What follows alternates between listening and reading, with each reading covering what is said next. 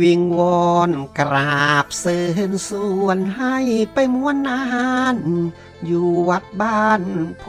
น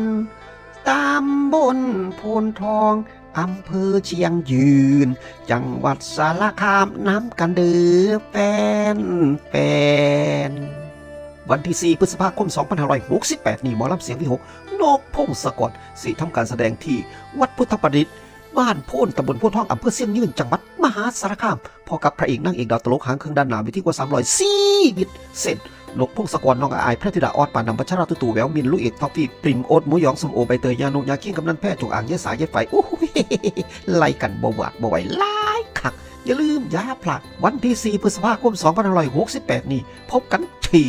วัดพุทธประดิษฐ์บ้านโพนตำบลโพนทองอำเภอเชียงยืนจังหวัดมหาสารคามม่วนและสนุกแน่นอน